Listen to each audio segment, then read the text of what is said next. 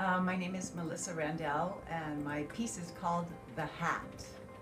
And my show is on Sunday, the 26th at 3 p.m. And I wanted to tell you a little bit about why I made this piece and where it came from. It didn't start out as a solo show. It actually started out as a two-character play with all of the men being played by a musician who plays the trombone. That comes from my personal history.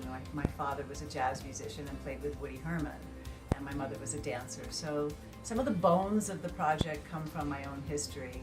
But once I started writing, it kind of exploded into, well, it found its own voice. So I did the project as a two-hander at the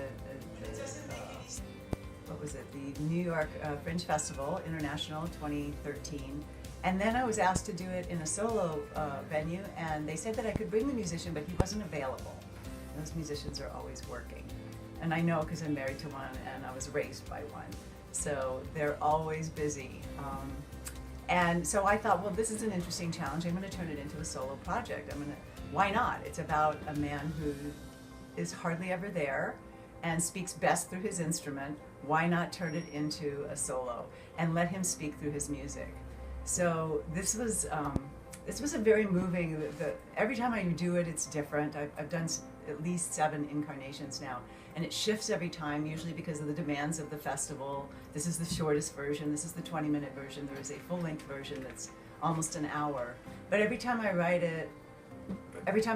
it for those demands, it grows because I've grown, because I've learned something new about what it means to share a life with another artist, and particularly what it means for women to be in that position, because I think women tend to be, we tend to assume certain roles, but as artists we have to shed those so that we can create our own work. So that has been morphing over the years as I remount this piece. So when I did the solo version, he gave me permission to use all of his music. The trombone player's name is David Gibson. He's a jazz trombonist in New York. And all of the music in the piece is his original work. And he is speaking only through his horn. And I dance to it, I speak to him, and he plays my father in the piece. I think the last thing I'd like to say about the piece, so I don't give too much away, and you'll come and see it, because if I tell you everything, why come? The last thing is that I think that we have these events in our lives that are pivotal, and they can destroy us, or we can make something out of them. And I prefer the latter. My father died while I was on tour with a chorus line, and it was a pivotal moment in my life. It shifted everything, and it was a lens through which I saw my life for many years. And at a certain point, I felt that was restrictive. And I wanted to break out of that sort of story I had. And I started writing. And I started writing this piece.